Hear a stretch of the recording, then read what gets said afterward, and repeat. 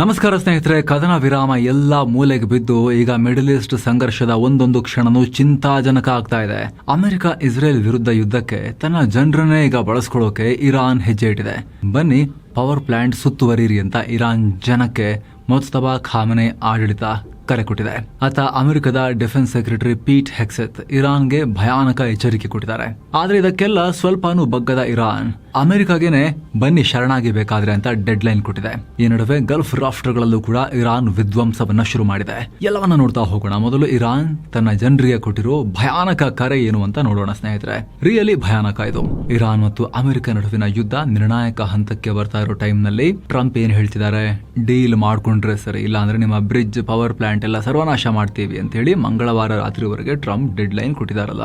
ಇದು ಹತ್ತಿರ ಬರ್ತಿದ್ದ ಹಾಗೆ ಇರಾನ್ ಕೂಡ ತನ್ನ ದೇಶದಲ್ಲಿ ಭಾರಿ ತಯಾರಿ ಶುರು ಮಾಡಿದೆ. ಏರ್ ಡಿಫೆನ್ಸ್, ಯುದ್ಧ ವಿಮಾನ, ಮಿಸೈಲ್, ಡ್ರೋನ್ ತಂದು ನಿಲ್ಲಿಸ್ತಾ ಇದಾರ. ಹಂಗಲ್ಲ, ಬದಲಾಗಿ ತನ್ನ ದೇಶದ ಜನರನ್ನೇ ಪವರ್ ಪ್ಲಾಂಟ್ ಗಳ ಸುತ್ತಮುತ್ತ ಜಮಾಯಿಸೋಕೆ ಹೆಜ್ಜೆ ಇಟ್ಟಿದೆ. ಪವರ್ ಪ್ಲಾಂಟ್ ಗಳಿಗೆ ಹ್ಯೂಮನ್ ಶೀಲ್ಡ್ ಕೊಡೋಕೆ ಮುಂದಾಗಿದೆ. ಇರಾನ್ ಜನರ ಸ್ವತ್ತುಗಳಿವು, ಅವರೇ ಅಡ್ಡವನ್ನು ನಿಂತ್ಕೊಂತಾರೆ. ಹೊಡೆಯೋದಾದ್ರೆ ಇರಾನ್ ಜನರನ್ನ ಹೊಡೆದು ಅದನ್ನ ಹೊಡಿರಿ ಅಂತ ಹೇಳಿ ಚಾಲೆಂಜ್ ಮಾಡ್ತಾ ಇದೆ ಇರಾನ್. ಇರಾನ್ ಕ್ರೀಡಾ ಇಲಾಖೆಯ ಉಪಸಚಿವ ಅಲಿ ರೆಜಾ ರಹೀಮಿ ಇರಾನ್ ಯುವಕರು, ಸಾವಿರಾರು ಕಲಾವಿದರು, ಕ್ರೀಡಾಪಟುಗಳು ಇವರೆಲ್ಲರಿಗೂ ಕರೆ ಕೊಟ್ಟಿದ್ದಾರೆ. ಬನ್ನಿ, ನಾವೆಲ್ಲರೂ ಕೈ ಹಿಡಿದು ಪವರ್ ಪ್ಲಾಂಟ್ ಗಳ ಸುತ್ತ ಹ್ಯೂಮನ್ ಚೈನ್ ಅಥವಾ ಮಾನವ ಸರಪಳಿ ನಿರ್ಮಿಸೋಣ. ನಮ್ಮ ಜನರ ಆಸ್ತಿ ಮೇಲೆ ದಾಳಿ ಮಾಡ್ತೀವಿ ಅಂತ ಹೇಳ್ತಿದಾರಲ್ಲ, ಅದು ಯುದ್ಧ ಅಪರಾಧ. ಇಂಥ ಪರಿಸ್ಥಿತಿಯಲ್ಲಿ ನಮ್ಮ ಸೇನೆ ಶತ್ರುಗಳ ವಿರುದ್ಧ ನಡೆಸ್ತಾ ಇರೋ ಹೋರಾಟಕ್ಕೆ ಈ ತರ ಬೆಂಬಲ ತೋರಿಸೋಣ ಬನ್ನಿ ಅಂತ ಹೇಳಿ ರಹೀಮಿ ಕರೆ ಕೊಟ್ಟಿದ್ದಾರೆ. ಈ ಹೊಸ ಕ್ಯಾಂಪೇನ್ಗೆ Iran's youth human chain for a bright future ಅನ್ನೋ ಹೆಸರನ್ನ ಕೊಟ್ಟಿದ್ದಾರೆ. ಈ ಮೂಲಕ ಇರಾನ್ ದೊಡ್ಡ ಕೌಂಟರ್ ಸ್ಟ್ರಾಟಜಿ ರೂಪಿಸಿದೆ ಅಮೆರಿಕ ವಿರುದ್ಧ. ನಾಗರಿಕರನ್ನೇ ಯುದ್ಧ ಅಸ್ತ್ರವನ್ನಾಗಿ ಬಳಸ್ಕೊಳ್ಳೋಕೆ ಇರಾನ್ ಮುಂದಾಗಿದೆ. ಒಂದು ವೇಳೆ ಇವರ ಕರೆಗೆ ಇರಾನ್ ಜನ ಓಗೊಟ್ಟು ಹೋಗಿ ಪವರ್ ಪ್ಲಾಂಟ್ ಗಳ ಬಳಿ ನಿಂತ್ಕೊಂಡ್ರು ಅಂದ್ರೆ ಅಮೆರಿಕಾಗೆ ಹೊಡೆಯಕ್ ಆಗಲ್ಲ ಅಂತ ನೆನ್ಕೊಳ್ಳಿ. ಹೆಂಗ್ ಹೊಡೆಯುತ್ತೆ ಅಮೆರಿಕ? ಬರೀ ಪವರ್ ಪ್ಲಾಂಟ್ ಹೊಡೆಯೋದು ಓಕೆ, ಡಿಕ್ಲೇರ್ ಮಾಡಿದ್ಮೇಲೆ ಇರಾನ್ನ ಕಲಾವಿದರು, ದೊಡ್ಡ ದೊಡ್ಡ ಗಣ್ಯ ವ್ಯಕ್ತಿಗಳು, ಸಾಹಿತಿಗಳು, ವಿದ್ಯಾರ್ಥಿಗಳು, ಸಾಮಾನ್ಯ ಜನ ಒಂದು ಪವರ್ ಪ್ಲಾಂಟ್ ಸುತ್ತ ನಿಂತ್ಕೊಂಡ್ರೆ ಅಮೆರಿಕ ಯಾವ ಮುಖ ಇಟ್ಕೊಂಡು ಓಡಾಡುತ್ತೆ? ಆಮೇಲೆ ಹೊಡೆದ್ರೆ ಅದಕ್ಕೆ ಅಮೆರಿಕಾಗೆ ತುಂಬಾ ದೊಡ್ಡ ಸಂದಿಗ್ಧವನ್ನ ಇರಾನ್ ಸ್ಟ್ರಾಟಜಿಕಲಿ ತಂದಿಡ್ತಾ ಇದೆ. ಅಮೆರಿಕ ಏನಾದ್ರೂ ಹಂಗೂ ಹೊಡೆದ್ರೆ ಯುದ್ಧಾಪರಾಧ ಆಗ್ಬಿಡುತ್ತೆ, ಜಗತ್ತು ಚೀತು ಅಂತ ಟ್ರಂಪ್ ಮುಖದ ಮೇಲೆ ಉಗಿಯತ್ತೆ. ಹಾಗಾಗಿ ಈಗ ಬಹಳ ಕುತೂಹಲಕಾರಿ ಘಟ್ಟದಲ್ಲಿದೆ. ಈ ಮುಜ್ತಬಾ ಖಾಮೆನಿ ಆಡಳಿತ ಕೊಟ್ಟಿರೋ ಕರೆಯನ್ನ ಜನ ಕೇಳ್ತಾರಾ ಇಲ್ವಾ ಅಂತ. ಒಂದ್ ವೇಳೆ ಕೇಳಿಬಿಟ್ರೆ, ಇರಾನ್ ಅಲ್ಲಿ ನ್ಯಾಷನಲಿಸಂ ಜಾಗೃತಿ ಆಗೋರು ಹೋಗಿ ನಿಂತು ಬಿಟ್ರು ಅಂದ್ರೆ ಅಮೆರಿಕಾಗೆ ಹೊಡೆಯಕ್ಕೆ ಆಗಲ್ಲ ಬಹುತೇಕ ಪವರ್ ಪ್ಲಾಂಟ್ ಗಳನ್ನ. ಇಸ್ರೇಲ್ಗೂ ಆಗಲ್ಲ, ಬಹಳ ಕಷ್ಟ ಆಗ್ಬಿಡುತ್ತೆ ಇದರಿಂದ. ಒಂಥರ ಇದು ಇರಾನ್ ನ ನ್ಯಾಷನಲಿಸಂ ನ ಟೆಸ್ಟ್, ಅಥವಾ ಖಾಮೆನಿ ಆಡಳಿತಕ್ಕೆ ಜನರಿಗೆ ನಿಜವಾಗ್ಲೂ ನಿಯತ್ತಿದ್ಯಾ ಇಲ್ವಾ ಅನ್ನೋದರ ಟೆಸ್ಟ್ ಕೂಡ ಆಗ್ತಾ ಇದೆ ಇಲ್ಲಿ. ಹೋಗಿಲ್ಲ ಅಂದ್ರೆ ಅವರಿಗೆ ಮುಜ್ತಬಾ ಖಾಮೆನಿ ಸರ್ಕಾರ ಬೇಕಾಗಿಲ್ಲ ಅನ್ನೋ ಮೆಸೇಜ್ ಕೂಡ ಪಾಸ್ ಆಗುತ್ತೆ. ದೊಡ್ಡ ರಿಸ್ಕ್ ಅನ್ನ ತಗೊಂಡಿದ್ದಾರೆ ಮುಜ್ತಬಾ ಖಾಮೆನಿ ಸರ್ಕಾರದವರು. ನೋಡ್ಬೇಕೇನಾಗುತ್ತೆ ಜನ ಯಾವ ರೀತಿ ರೆಸ್ಪಾಂಡ್ ಮಾಡ್ತಾರೆ ಅಂತ. ಮತ್ತೊಂದ್ ಕಡೆ ಅಮೆರಿಕದ ಕದನ ವಿರಾಮ ರಿಜೆಕ್ಟ್ ಮಾಡಿರೋ ಇರಾನ್ ಈಗ ಅಧ್ಯಕ್ಷ ಡೊನಾಲ್ಡ್ ಟ್ರಂಪ್ ಗೆ ಲಾಸ್ಟ್ ವಾರ್ನಿಂಗ್ ಕೊಟ್ಟಿದೆ.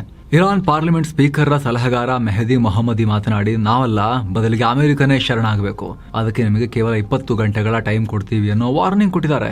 ನೀವೇ ನಮಗೆ ಡೆಡ್ ಲೈನ್ ಕೊಡೋದು, ನಾವು ನಿಮಗೆ ಕೊಡ್ತೀವಿ, ತಗೊಳ್ಳಿ ಹಾಗಾದ್ರೆ ಡೆಡ್ ಲೈನ್ ಅಂತ ಹೇಳಿ 20 ಗಂಟೆ ಡೆಡ್ ಲೈನ್ ಕೊಟ್ಟಿದ್ದಾರೆ ಟ್ರಂಪ್ಗೆ ಅವರು, ಇರಾನ್ ಅವರು.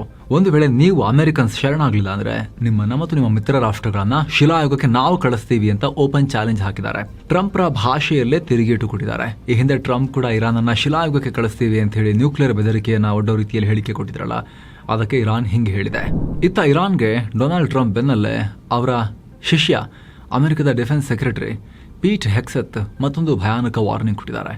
ಟ್ರಂಪ್ರ ಆದೇಶದಂತೆ ಇಂದು ಅಂದರೆ ಮಂಗಳವಾರ ರಾತ್ರಿ ಇರಾನ್ ಮೇಲೆ ಅತಿ ದೊಡ್ಡ ಮಟ್ಟದ ಏರ್ ಸ್ಟ್ರೈಕ್ ಮಾಡಲಾಗುತ್ತೆ.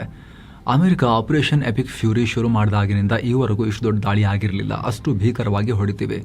ಒಂದು ವೇಳೆ ಇಷ್ಟ ಆದರೂ ಇರಾನ್ ಯುದ್ಧ ನಿಲ್ಲಿಸೋ ಒಪ್ಪಂದಕ್ಕೆ ಮುಂದಾಗದೇ ಇದ್ರೆ ನಾಳೆ ನಡೆಯಲಿರೋ ದಾಳಿ ಇದಕ್ಕಿಂತಲೂ ಭಯಂಕರವಾಗಿರುತ್ತೆ ಅನ್ನೋ ಹೇಳಿಕೆ ಕೊಟ್ಟಿದ್ದಾರೆ. ಹಾಗೆ ಡೊನಾಲ್ಡ್ ಟ್ರಂಪ್ ಜೊತೆ ಆಟ ಆಡೋಕೆ ಹೋಗಬೇಡಿ, ಈಗಲಾದರೂ ಬುದ್ಧಿವಂತಿಕೆಯಿಂದ ಯೋಚಿಸಿ ಅಂತ ತನ್ನ ಬಾಸನ್ನ ಅವರಿಗೆ ನಾಚಿಕೆ ಆಗುವಷ್ಟು, ಅಸಹ್ಯ ಬರುವಷ್ಟು ಹೊಗಳಿ ಇರಾನ್ಗೆ ಬೆದರಿಕೆಯನ್ನು ಒಡ್ಡಿದ್ದಾರೆ ಇವರು. ಈ ಮಧ್ಯೆ ಅಮೆರಿಕ ಅಧ್ಯಕ್ಷ ಟ್ರಂಪ್ ಇರಾನ್ಗೆ ಕೊಟ್ಟಿರೋ ಡೆಡ್ ಲೈನ್ಗೆ ಕ್ಷಣಗಣನೆ ಶುರುವಾಗಿದೆಯಲ್ಲ. ಸಮಯ ಹತ್ತಿರ ಬರ್ತಾ ಇದ್ದಾಗೆ ಅಮೆರಿಕ ಸೇನೆ ಕೂಡ ಇರಾನ್ ಮೇಲೆ ಹಿಂದೆಂದೂ ಕಾಣದ ದಾಳಿಗೆ ತಯಾರಿ ಮಾಡಿಕೊಳ್ತಾ ಇದೆ. ಅಮೆರಿಕದ ಘಾತಕ B-2 ಸ್ಪಿರಿಟ್ ಸ್ಟೆಲ್ತ್ ಬಾಂಬರ್ ವಿಮಾನಗಳನ್ನು ಸನ್ನದ್ಧ ಸ್ಥಿತಿಗೆ ತಂದಿಡಲಾಗ್ತಾ ಇದೆ. ಅಮೆರಿಕದ ವಾಯುಪಡೆ ಅಧಿಕಾರಿಗಳು ವಿಮಾನಗಳ ಅಂತಿಮ ಹಂತದ ತಪಾಸಣೆಯನ್ನ ಅಂದರೆ ಪ್ರೀ ಫ್ಲೈಟ್ ಚೆಕಿಂಗ್ ಮಾಡ್ತಿದ್ದಾರೆ. ಈ ಮೂಲಕ ಇರಾನ್ ಮೇಲೆ ಅಮೆರಿಕ ಭಯಾನಕ ದಾಳಿಯನ್ನ ಮಾಡೋದು, ಭೀಕರವಾದ ಬಾಂಬ್ಗಳನ್ನು ಹಾಕೋದು ಬಹುತೇಕ ಖಚಿತ ಆಗ್ತಾ ಇದೆ, ಇರಾನ್ ಒಪ್ಪಿಲ್ಲ ಅಂದ್ರೆ. ಸ್ನೇಹಿತರೆ, ಜಗತ್ತು ಅಶಾಂತ, ಆದರೆ ಭಾರತ ಶಾಂತವಾಗೇ ಇದೆ. ನಿಮಗೆ ಇಲ್ಲಿ ಪುಣ್ಯಕ್ಷೇತ್ರಗಳ ದರ್ಶನ ಮಾಡಬೇಕು ಅಂದರೆ 7 ಸ್ಯಾಂಡ್ಸ್ನವರು ಕಾಶಿ, ಅಯೋಧ್ಯೆಗೆ ಕರ್ಕೊಂಡು ಹೋಗ್ತಾ ಇದ್ದಾರೆ. ಆಲ್ ಇನ್ಕ್ಲೂಸಿವ್ ಪ್ಯಾಕೇಜ್ ಇದು. ಆಸಕ್ತರು ಕಾಲ್ ಮಾಡಿ ಬುಕ್ ಮಾಡಿಕೊಂಡು ಹೋಗಿ ಬರ್ಬೋದು. ಹೊಸ ಟ್ರಿಪ್. ಏನೋ ಇಸ್ರೇಲ್ ಅಮೆರಿಕದ ನಿರಂತರ ದಾಳಿಗಳಿಂದ ಇರಾನ್ ಗಲ್ಫ್ ರಾಷ್ಟ್ರಗಳನ್ನ ಬಿಡ್ತಾ ಇಲ್ಲ.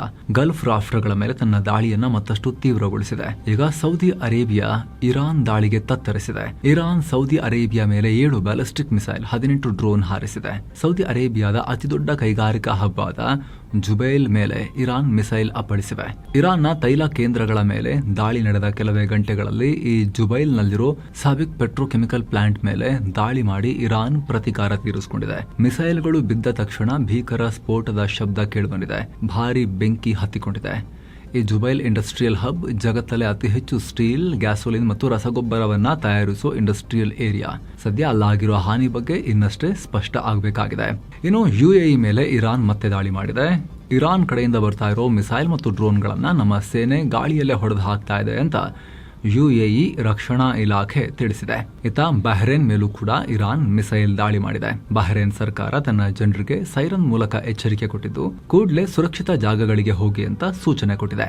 ಇನ್ನು ಅಮೆರಿಕದ ಸೈನಿಕರಿಗೂ ಇರಾನ್ ಬಿಸಿ ಮುಟ್ಟಿಸಿದೆ. ಕುವೈತ್ನಲ್ಲಿರುವ ಅಮೆರಿಕದ ಪ್ರಮುಖ ಸೇನಾ ನೆಲೆಯಾದ ಅಲಿ ಅಲ್ ಸಲೇಮ್ ಬೇಸ್ ಮೇಲೆ ಇರಾನ್ ಡ್ರೋನ್ ಹಾರಿಸಿದೆ. ಈ ಡ್ರೋನ್ ದಾಳಿಯಲ್ಲಿ 15 ಅಮೆರಿಕನ್ ಸಿಬ್ಬಂದಿ ಗಾಯಗೊಂಡಿದ್ದಾರೆ ಅಂತ ರಿಪೋರ್ಟ್ ಆಗಿದೆ. ಇರಾಕ್ ಬಾರ್ಡರ್ ನಿಂದ ಕೇವಲ 37 ಕಿಲೋಮೀಟರ್ ದೂರದಲ್ಲಿರೋ ಈ ಬೇಸ್ ಅಮೆರಿಕದ ಮಿಲಿಟರಿ ಆಪರೇಷನ್ ಗಳಿಗೆ ತುಂಬಾನೇ ಮುಖ್ಯವಾಗಿತ್ತು. ಈಗ ಇಲ್ಲೂ ಇರಾನ್ ದಾಳಿ ಮಾಡಿರೋ ಮಾಹಿತಿ ಬರ್ತಾ ಇದೆ. ಇತ್ತ ಇರಾನ್ ಸಿರಿಯಾ ಮೇಲೂ ಕೂಡ ದಾಳಿ ಮಾಡಿದೆ. ಸಿರಿಯಾ ರಾಜಧಾನಿ ಡಮಾಸ್ಕಸ್ ನಲ್ಲಿ ಭೀಕರ ಸ್ಫೋಟದ ಶಬ್ದ ಕೇಳಿಬಂದಿದೆ. ಇಂಟ್ರೆಸ್ಟಿಂಗ್ ಅಂದ್ರೆ ಇರಾನ್ ಸಿರಿಯಾ ಮೇಲೆ ಹಾರಿಸಿದ ಮಿಸೈಲ್ಗಳನ್ನ ಇಸ್ರೇಲ್ ಸೇನೆ ಇಂಟರ್ಸೆಪ್ಟ್ ಮಾಡಿದೆ. ಸಿರಿಯಾದ ಸರ್ಕಾರಿ ಮಾಧ್ಯಮವೇ ಈ ಬಗ್ಗೆ ರಿಪೋರ್ಟ್ ಮಾಡಿದೆ.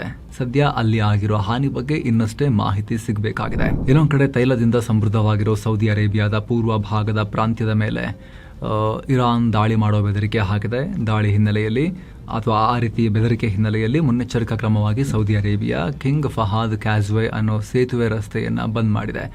ಈ ಬಗ್ಗೆ ಕಿಂಗ್ ಫಹಾದ್ ಕ್ಯಾಸ್ವೆ ಅಥಾರಿಟಿ ಪೋಸ್ಟ್ ಹಾಕಿದೆ. ಬರೋಬ್ಬರಿ 25 ಕಿಲೋಮೀಟರ್ ಉದ್ದ ಇರೋ ಈ ಸೇತುವೆ ಸೌದಿ ಹಾಗೂ ಬಹರೇನ್ ನಡುವೆ ಇರೋ ಏಕೈಕ ಭೂಮಾರ್ಗ. ಈ ರೂಟ್ನಲ್ಲಿ ಪ್ರತಿನಿತ್ಯ ಕಾರ್ಮಿಕರು ಬಹರೇನ್ ಮತ್ತು ಸೌದಿ ನಡುವೆ ಓಡಾಡ್ತಾರೆ. ಸೌದಿಯಲ್ಲಿ ಸಿಕ್ಕಾಪಟ್ಟೆ ಟೈಟ್ ಅನ್ನೋ ಕಾರಣಕ್ಕೋಸ್ಕರ ರೂಲ್, ಒಂದಷ್ಟು ಜನ ಮಜಾ ಮಾಡೋಕ್ಕೂ ಈ ಸೇತುವೆ ಬಳಸ್ಬಿಟ್ಟು ಬಹರೇನಿಗೆ ಹೋಗ್ತಾರೆ. ಬಹರೇನ್ ಈ ಮಾರ್ಗದ ಮೇಲೆ ತುಂಬಾ ಡಿಪೆಂಡ್ ಆಗಿದೆ. ಇದೆಲ್ಲಾದ್ರೂ ಸ್ಟಾಪ್ ಆದ್ರೆ, ಇದಕ್ಕೆ ಮಿಸೈಲ್ ಬಿದ್ದರೆ ಬಹರೇನ್ಗೆ ಸೌದಿಯ ಎಕನಾಮಿಕ್ ಆಕ್ಸೆಸ್ಸೇ ಕಟ್ ಆಗುತ್ತೆ. ಲೇಬರ್ ಮೂವ್ಮೆಂಟ್ ಕೂಡ ನಿಂತು ಹೋಗುತ್ತೆ.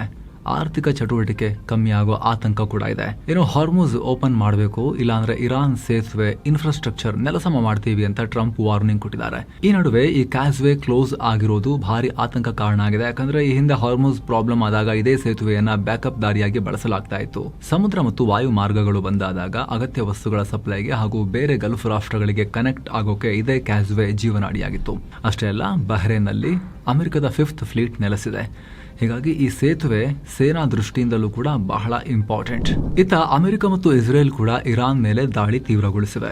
ಇರಾನ್ ರಾಜಧಾನಿ ಟೆಹರಾನ್, ಕರಾಜ್, ಇಸ್ಫಹಾನ್ ಸೇರಿ ಸಾಕಷ್ಟು ಕಡೆ ಸ್ಫೋಟಗಳಾಗಿವೆ. ಟೆಹರಾನ್ನ ಮಧ್ಯಭಾಗದಲ್ಲಿರೋ ಯಹೂದಿಗಳ ಪ್ರಾರ್ಥನಾ ಮಂದಿರದ ಮೇಲೆ ಅಮೆರಿಕ ಇಸ್ರೇಲ್ನ ಮಿಸೈಲ್ ಬಿದ್ದಿದೆ. ಇದರಿಂದ ಭಾರಿ ಡ್ಯಾಮೇಜ್ ಆಗಿದೆ ಅಂತ ಇರಾನ್ನ ಸರ್ಕಾರಿ ಮಾಧ್ಯಮಗಳು ತಿಳಿಸಿವೆ. ಸದ್ಯ ಇರಾನ್ನಲ್ಲಿ ಸುಮಾರು 20,000 ಯಹೂದಿಗಳಿದ್ದಾರೆ. ಇತ್ತ ದಕ್ಷಿಣ ಇರಾನ್ನ ಜಾಸಿಕ್ ಬಂದರ್ನಲ್ಲಿದ್ದ ಮೀನುಗಾರಿಕಾ ಬೋಟ್ ದಾಳಿಗೊಳಗಾಗಿದೆ. ಪರಿಣಾಮ 2 ಸಾವನ್ನಪ್ಪಿದ್ದಾರೆ. ಹಾರ್ಮುಜ್ ಜಲಸಂಧಿಗೆ ಹತ್ತಿರದಲ್ಲೇ ಇರೋ ಈ ಬಂದರನ್ನ ಟಾರ್ಗೆಟ್ ಮಾಡಿ ಅಮೆರಿಕ ಮತ್ತು ಇಸ್ರೇಲ್ ದಾಳಿ ಮಾಡಿವೆ. ಇತರ ಇರಾನ್ನ ಮೆಹರಾಬಾದ್ ಏರ್ಪೋರ್ಟ್ ಹತ್ತಿರ ಕೂಡ ಭಾರೀ ಸ್ಫೋಟದ ಶಬ್ದ ಕೇಳಿಬಂದಿದೆ. ಇನ್ನು ಇರಾನ್ ಮೇಲಿನ ಆಪರೇಷನ್ ಎಪಿಕ್ ಫ್ಯೂರಿ ಕಾರ್ಯಾಚರಣೆ ಬಗ್ಗೆ ಅಮೆರಿಕದ ಸೆಂಟ್ರಲ್ ಕಮಾಂಡ್ ಮಾಹಿತಿ ಕೊಟ್ಟಿದೆ. ಈವರೆಗೂ ಇರಾನ್ನ ಸುಮಾರು 13,000ಕ್ಕೂ ಅಧಿಕ ಟಾರ್ಗೆಟ್ಗಳ ಮೇಲೆ ದಾಳಿ ಮಾಡಲಾಗಿದೆ. ಅಲ್ಲದೆ ಇರಾನ್ನ 155ಕ್ಕೂ ಅಧಿಕ ಯುದ್ಧ ನೌಕೆಗಳನ್ನು ಅಮೆರಿಕ ಧ್ವಂಸ ಮಾಡಿದೆ ಅಂತ ತಿಳಿಸಿದೆ. ಈ ನಡುವೆ ಇರಾನ್ನ ಹೊಸ ಸುಪ್ರೀಂ ಲೀಡರ್ ಮುಜ್ತಬಾ ಖಾಮೆನೈರ ಆರೋಗ್ಯದ ಬಗ್ಗೆ ಹೊಸ ವರದಿಗಳು ಬರ್ತಾ ಇದ್ದಾವೆ. ಮುಜ್ತಬಾ ಖಾಮೆನೈ ಅವರು ಪ್ರಜ್ಞಾಹೀನ ಸ್ಥಿತಿಯಲ್ಲಿದ್ದಾರೆ.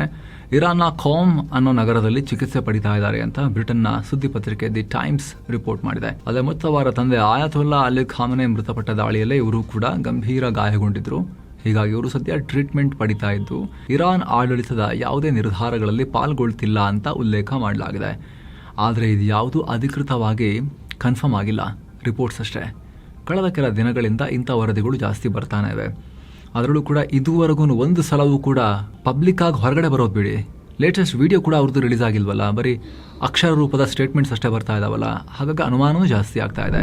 ಈ ನಡುವೆ ಚೀನಾ ಅಧ್ಯಕ್ಷ ಶಿ ಜಿನ್ಪಿಂಗ್ ದೇಶದ ಎನರ್ಜಿ ಸೆಕ್ಯೂರಿಟಿ ಅಥವಾ ಇಂಧನ ಭದ್ರತೆಯನ್ನು ಕಾಪಾಡೋಕೆ ಹೊಸ ಎನರ್ಜಿ ಸಿಸ್ಟಮ್ ಅನ್ನು ಅತಿ ವೇಗವಾಗಿ ಜಾರಿಗೆ ತರಬೇಕು ಅಂತ ಹೇಳಿದ್ದಾರೆ. ಸದ್ಯ ಜಗತ್ತಿನ ಎನರ್ಜಿ ಮಾರ್ಕೆಟ್ನಲ್ಲಿ ಆಗ್ತಿರೋ ಬದಲಾವಣೆಗಳನ್ನು ಚೀನಾ ಮಾನಿಟರ್ ಮಾಡ್ತಾ ಇದೆ. ಬೇರೆ ದೇಶಗಳ ಮೇಲಿನ ಅವಲಂಬನೆ ತಗ್ಗಿಸೋಕೆ ಹೈಡ್ರೋ ಪವರ್, ಸೋಲಾರ್ ಮತ್ತು ವಿಂಡ್ ಎನರ್ಜಿಯ ಜೊತೆಗೆ ಅಣುಶಕ್ತಿಯನ್ನ ಸೇಫ್ ಆಗಿ ಬಳಸಿಕೊಳ್ಳುವಂತೆ ಜಿನ್ಪಿಂಗ್ ಸೂಚನೆ ಕೊಟ್ಟಿದ್ದಾರೆ. ಇನ್ನು ಯುದ್ಧದಿಂದಾಗಿ ಪಾಕಿಸ್ತಾನದಲ್ಲಿ ಇಂಧನ ಬಿಕ್ಕಟ್ಟು ಜಾಸ್ತಿನೇ ಆಗ್ತಾ ಇದೆ. ಇದೇ ಕಾರಣಕ್ಕೆ 1 ತಿಂಗಳ ಹಿಂದಷ್ಟೇ ಸ್ಕೂಲ್ ಮತ್ತು ಕಾಲೇಜ್ ಬಂದ್ ಮಾಡಲಾಗಿತ್ತು. ಇದೀಗ ಪ್ರಧಾನಿ ಶಹಬಾಜ್ ಶರೀಫ್ ಮಹತ್ವದ ಮೀಟಿಂಗ್ ಮಾಡಿ ದೇಶಾದ್ಯಂತ ಮತ್ತಷ್ಟು ಕಠಿಣ ನಿಯಮಗಳನ್ನು ಜಾರಿ ತಂದಿದ್ದಾರೆ. ರಾತ್ರಿ 8 ಗಂಟೆ ಒಳಗಡೆ ಮಾರ್ಕೆಟ್, ಶಾಪಿಂಗ್ ಮಾಲ್ ಮತ್ತು ಅಂಗಡಿಗಳನ್ನು ಕ್ಲೋಸ್ ಮಾಡಬೇಕು ಅನ್ನೋ ಆರ್ಡರ್ ಪಾಸ್ ಮಾಡಲಾಗಿದೆ. ಪಾಕಿಸ್ತಾನದಾದ್ಯಂತ ಏಪ್ರಿಲ್ 7ರಿಂದಲೇ ಹೊಸ ರೂಲ್ಸ್ ಅಪ್ಲೈ ಆಗ್ತಾ ಇದೆ.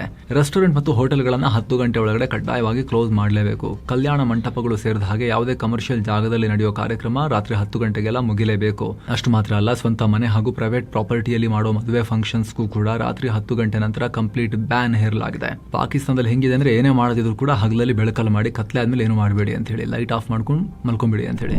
ಏನು ಬಾಂಗ್ಲಾದಲ್ಲಿ ತಾರಿಕುರ್ ರೆಹಮಾನ್ BNP ಸರ್ಕಾರ ಅಧಿಕಾರಕ್ಕೆ ಬರ್ತಿದ್ದ ಹಾಗೆ ಭಾರತ ಬಾಂಗ್ಲಾ ಸಂಬಂಧದಲ್ಲಿ ಬೆಳವಣಿಗೆಗಳಾಗ್ತಿವೆ. ಈಗ ಬಾಂಗ್ಲಾದ ವಿದೇಶಾಂಗ ಮಂತ್ರಿ ಖಲೀಲುರ್ ರೆಹಮಾನ್ ಭಾರತಕ್ಕೆ ಬರ್ತಾ ಇದ್ದಾರೆ. ಮಂಗಳವಾರದಿಂದ 3 ದಿನಗಳ ಕಾಲ ಭಾರತ ಭೇಟಿ. ಆ ಟೈಮ್ನಲ್ಲಿ ಎಸ್ ಜೈಶಂಕರ್ ಅವ್ರನ್ನ ಹಾಗೂ ನಮ್ಮ ರಾಷ್ಟ್ರೀಯ ಭದ್ರತಾ ಸಲಹೆಗಾರರಾಗಿರೋ ಅಜಿತ್ ದೋವಲ್ ಅವ್ರನ್ನ, ಪೆಟ್ರೋಲಿಯಂ ಮಂತ್ರಿ ಹರ್ದೀಪ್ ಸಿಂಗ್ ಪುರಿ ಅವರನ್ನ ಮೀಟ್ ಆಗಿ ಮಾತುಕತೆ ನಡೆಸ್ತಾರೆ. ಈ ಮಹತ್ವದ ಮೀಟಿಂಗ್ ನಲ್ಲಿ ಬಾಂಗ್ಲಾ ಜನತೆಗೆ ಪುನಃ ವೀಸಾ ಸರ್ವಿಸ್ ಶುರು ಮಾಡೋದು, ಇಂಧನ ಸಹಕಾರ ಮತ್ತು ಬಾರ್ಡರ್ ಮ್ಯಾನೇಜ್ಮೆಂಟ್, ನದಿ ನೀರು ಹಂಚಿಕೆ ಮತ್ತು ವ್ಯಾಪಾರದ ಬಗ್ಗೆ ಮಾತುಕತೆ ನಡೆಯೋ ಸಾಧ್ಯತೆ ಇದೆ. ಬಾಂಗ್ಲಾ ಪ್ರಧಾನಿ ತಾರಿಕುರ್ ರೆಹಮಾನ್ರ ಸಲಹೆಗಾರ ಹುಮಾಯೂನ್ ಕಬೀರ್ ಕೂಡ ಖಲೀಲುರ್ ರೆಹಮಾನ್ ಜೊತೆಗೆ ಭಾರತಕ್ಕೆ ಬರ್ತಾ ಇದ್ದಾರೆ. ಈ ಖಲೀಲುರ್ ರೆಹಮಾನ್ ಈ ಹಿಂದಿನ ಯೂನುಸ್ ಆಡಳಿತದಲ್ಲೂ ಕೂಡ ಬಾಂಗ್ಲಾದ ರಾಷ್ಟ್ರೀಯ ಭದ್ರತಾ ಸಲಹೆಗಾರರಾಗಿದ್ರು. ಇನ್ನು ನಾಸಾದ ಆರ್ಟೆಮಿಸ್ 2 ಗಗನಯಾತ್ರಿಗಳು ಹೊಸ ಇತಿಹಾಸ ಬರೆದಿದ್ದಾರೆ. ಬರೋಬ್ಬರಿ 50 ವರ್ಷಗಳ ನಂತರ ಮನುಷ್ಯರು ಚಂದ್ರನ ಹತ್ತಿರಕ್ಕೆ ಹೋಗಿ ಹಾರಾಟ ನಡೆಸಿದ್ದಾರೆ. ಈ ಮೂಲಕ ಭೂಮಿಯಿಂದ ಅತಿ ದೂರ ಹೋದ ಅಪೋಲೋ 13ರ ಹಳೆಯ ರೆಕಾರ್ಡ್ 2,48,655 ಮೈಲುಗಳ ದಾಖಲೆಯನ್ನ ಈಗ ಬ್ರೇಕ್ ಮಾಡಲಾಗಿದೆ. Commander read Wiseman, pilot Victor ಗ್ಲೋವರ್ ಹಾಗೂ ಮಿಷನ್ ಸ್ಪೆಷಲಿಸ್ಟ್ ಆಗಿರೋ ಕ್ರಿಸ್ಟಿನಾ ಕೋಚ್ ಮತ್ತು ಜೆರೆಮಿ ಹ್ಯಾನ್ಸನ್ ಒಳಗೊಂಡ ಈ 4 ಜನರ ತಂಡ ಭೂಮಿಯಿಂದ 2,52,757 ಮೈಲುಗಳಿಗಿಂತ ಹೆಚ್ಚು ದೂರ ಹೋಗಿದ್ದಾರೆ. ಈ ಹೊಸ ದಾಖಲೆ ಬರೆದಿದ್ದಾರೆ. ಗಗನಯಾತ್ರಿಗಳನ್ನು ಹೊತ್ತ ಓರಿಯಾನ್ ಸ್ಪೇಸ್ ಕ್ರಾಫ್ಟ್ ಚಂದ್ರನ ಹಿಂಭಾಗಕ್ಕೆ ಹೋದಾಗ ಮೊದಲೇ ನಿರೀಕ್ಷೆ ಮಾಡಿದ ಹಾಗೆ 40 ನಿಮಿಷಗಳ ಕಾಲ ಭೂಮಿಯೊಂದಿಗಿನ ಸಂಪರ್ಕವೂ ಕಟ್ಟಾಗಿತ್ತು. 40 ನಿಮಿಷಗಳ ನಂತರ ಹ್ಯೂಸ್ಟನ್ನಲ್ಲಿರೋ ಮಿಷನ್ ಕಂಟ್ರೋಲ್ ಜೊತೆ ಸ್ಪೇಸ್ ಕ್ರಾಫ್ಟ್ ಮತ್ತೆ ಸಂಪರ್ಕಕ್ಕೆ ಬಂದಿದೆ. ಏನೋ ಈ ಬಗ್ಗೆ ಕಮಾಂಡರ್ ರೀಡ್ ವೈಸ್ಮನ್ ಮಾತನಾಡಿತು. ನಾವು ಜೀವನ ಪೂರ್ತಿ ಚಂದ್ರನನ್ನು ನೋಡಿದ್ದೀವಿ, ಆದರೆ ಈಗ ಕಿಟಕಿ ಆಚೆ ಕಾಣ್ತಿರೋ ದೃಶ್ಯ ನೋಡಿ ನಾವೆಲ್ಲ ಚಿಕ್ಕ ಮಕ್ಕಳ ಥರ ಆಡ್ತಾ ಇದ್ದೀವಿ. ಇದನ್ನ ಎಷ್ಟು ನೋಡಿದ್ರೂ ಸಾಕಾಗ್ತಿಲ್ಲ, ಅಮೇಝಿಂಗ್ ಅಂತ ಖುಷಿ ಪಟ್ಟಿದ್ದಾರೆ. ಸ್ನೇಹಿತರೆ, ಈ ಆರ್ಟೆಮಿಸ್ 2 ಟೀಮ್ 7 ಗಂಟೆಗಳ ಕಾಲ ಚಂದ್ರನನ್ನ ಹತ್ತಿರದಿಂದ ಅಬ್ಸರ್ವ್ ಮಾಡ್ತಾ ಇದೆ. ಈ ಹಿಂದಿನ ಅಪೋಲೋ ಗಗನಯಾತ್ರಿಗಳು ನೋಡೋಕೆ ಸಾಧ್ಯವಾಗದ ಚಂದ್ರನ ಹಿಂಭಾಗದ ಧ್ರುವಗಳನ್ನ ಅಥವಾ ಭೂಮಿಗೆ ಕಾಣದ ಸೈಡ್ನ ಧ್ರುವಗಳನ್ನ ಹತ್ತಿರದಿಂದ ನೋಡ್ತಾ ಇದ್ದಾರೆ. ಇವರು ಚಂದ್ರನ ಮೇಲೆ ಲ್ಯಾಂಡ್ ಆಗಲ್ಲ, ಇಳಿಯಲ್ಲ. ಆದ್ರೆ ಫ್ಯೂಚರ್ನಲ್ಲಿ ಹೋಗಿ ಲ್ಯಾಂಡ್ ಆಗೋ ಪ್ಲಾನ್ ಇದೆಯಲ್ಲ, ಅದಕ್ಕೆ ಬೇಕಾಗಿರೋ ಎಲ್ಲ ಪೂರ್ವ ತಯಾರಿಯನ್ನ ಮಾಡಿಕೊಂಡು ರೌಂಡ್ ಹೊಡೆದು ಚಂದ್ರನಿಗೆ ವಾಪಸ್ ಬರ್ತಾರೆ. ಏನು ಸದ್ಯಕ್ಕೆ ಓರಿಯನ್ ಸ್ಪೇಸ್ ಕ್ರಾಫ್ಟ್ ಚಂದ್ರನ ಹಿಂಭಾಗವನ್ನ ಸುತ್ತು ಹಾಕಿ ವಾಪಸ್ ಬರೋ ಪಥದಲ್ಲಿದೆ. ಇದು ಚಂದ್ರನ ಲೂನಾರ್ ಸ್ಪಿಯರ್ ಆಫ್ ಇನ್ಫ್ಲೂಯೆನ್ಸ್, ಅಂದ್ರೆ ಭೂಮಿಗಿಂತ ಚಂದ್ರನ ಗುರುತ್ವಾಕರ್ಷಣೆ ಹೆಚ್ಚಾಗಿರೋ ಪ್ರದೇಶಕ್ಕೆ ಎಂಟ್ರಿ ಕೊಟ್ಟಿದೆ ಅಂತ ನಾಸಾ ಹೇಳಿದೆ. ಸೊ ಫ್ರೆಂಡ್ಸ್, ಇದಾಗಿತ್ತು ಇವತ್ತಿನ ಜಗತ್ತಿನ ಸುತ್ತಾಟ. ಸ್ನೇಹಿತರೆ, ನಮ್ಮ ಪ್ರಯತ್ನ ನಿಮಗೆ ಇಷ್ಟ ಆಗ್ತಾ ಇದ್ರೆ ವಿಡಿಯೋ ಕೆಳಗಡೆ ಇರೋ ಜಾಯಿನ್ ಬಟನ್ ಮೂಲಕ ಆಸಕ್ತ ವೀಕ್ಷಕರು ಮಸ್ತ್ಮಗ ಪ್ರೀಮಿಯಂ ಮೆಂಬರ್ಸ್ ಆಗ್ಬೋದು. ಆಗ ಮೆಂಬರ್ ಓನ್ಲಿ ಬಿಸ್ ನ್ಯೂಸ್, ಎಕನಾಮಿಕ್ಸ್ ಮಿನಿ ಸೀರೀಸ್, ಹಲವಾರು ವಿಡಿಯೋಗಳ ಅರ್ಲಿ ಆಕ್ಸೆಸ್ ಹಾಗೂ ಕರೆಂಟ್ ಪವರ್ ಇತ್ಯಾದಿ ಸ್ಪೆಷಲ್ ವಿಡಿಯೋಸ್ ಎಲ್ಲವನ್ನ ಈ ಮೆಂಬರ್ ಓನ್ಲಿ ಬೆನಿಫಿಟ್ ಅನ್ನ ನೀವು ನೋಡೋಕೆ ಶುರು ಮಾಡ್ಬೋದು. ಎಲ್ಲಕ್ಕಿಂತ ಹೆಚ್ಚಾಗಿ ನಿಮ್ಮ ಒಂದೊಂದು ಮೆಂಬರ್ಶಿಪ್ ಕೂಡ ನಮ್ಮ ತಂಡಕ್ಕೆ ನೀವು ಕೊಡೋ ಅತಿ ದೊಡ್ಡ ಬೆಂಬಲ. ಸ್ನೇಹಿತರೆ, ಆಸಕ್ತರು ಜಾಯಿನ್ ಬಟನ್ ಮೂಲಕ ಸೇರೋದನ್ನ ಕನ್ಸಿಡರ್ ಮಾಡಬಹುದು. Thank you so much. ಮತ್ತೆ ಭೇಟಿ ಆಗ್ತಿರೋಣ ಸ್ನೇಹಿತರೆ. ನಮಸ್ಕಾರ.